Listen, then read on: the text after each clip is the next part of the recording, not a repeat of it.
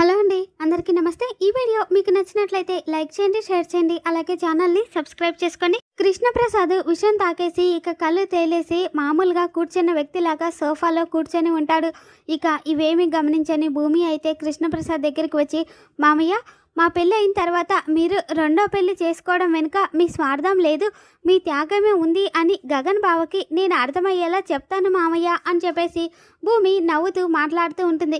ఇక కృష్ణప్రసాద్ ఏం సమాధానం చెప్పకుండా మాట్లాడకుండా ఉండేసరికి, మామయ్య ఏంటి ఏం సమాధానం చెప్పరు అని చెప్పేసి ఇక భూమి అలా కృష్ణప్రసాద్ని తట్టగానే ఇక కృష్ణప్రసాద్ అయితే కుప్పకూలిపోతాడు. ఇక అది చూసి భూమి అయితే, మామయ్య ఏంటిది రక్తం వస్తుంది, మామయ్య ఏమైంది మీకు అని చెప్పేసి ఇక భూమి అయితే కేకలు పెడుతూ ఉంటుంది. ఇంకొక వైపు శారద ఇంకా గగన్ ఇద్దరు కూడా కారులో వస్తూ ఉంటారు. తర్వాత ఏమో ఇక ఇంట్లో వాళ్ళందరూ కూడా కృష్ణప్రసాద్ని హాస్పిటల్లో జాయిన్ చేయగానే ఇక ఒకవైపు ట్రీట్మెంట్ జరుగుతూ ఉంటుంది. ఇంకొక వైపు మీరా అయితే, అయ్యో ఏంటండి మీరు ఇలాంటి పని చేశారు అని చెప్పేసి ఏడుస్తూ ఉంటే ఇక అప్పుడే శారద ఇంకా గగన్ ఇద్దరు కూడా అక్కడికి వస్తారు. వాళ్ళని చూసిన మీరా అయితే, ఆగు, కొడుకు పెళ్లిలో నువ్వు భర్తగా ఆయన్ని నీ పక్కన నిలబడిమని ఉంటావు, అలా భర్తగా నీ పక్కన నిల్చోవడం ఆయనకి ఇష్టం లేకనే ఇలా పాయిజన్ తాగి చనిపోవాలి అనుకున్నాడు. నీ వల్లనే ఆయన ఇలాంటి పరిస్థితుల్లో ఉన్నాడు. నువ్వు ఆయన్ని చూడడానికి వెళ్ళడానికి వీల్లేదు.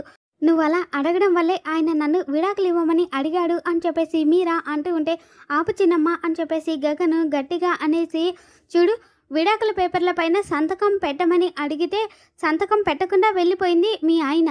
మీరైనా మీ ఆయన్ని ఒప్పించి మా అమ్మకి విడాకులు ఇప్పించండి. మా అమ్మ విడాకులు తీసుకోవడానికి సిద్ధంగానే ఉంది.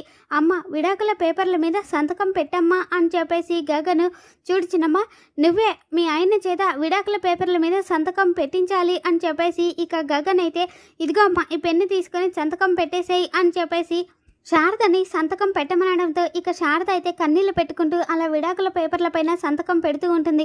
ఒకవైపు భూమి అయితే విడాకుల పైన సంతకం పెట్టేస్తుంది అని టెన్షన్ పడిపోతూ ఉంటుంది. అది చూసి శరత్ చంద్ర అయితే ఎంతగానో సంతోషపడిపోతూ ఉంటాడు.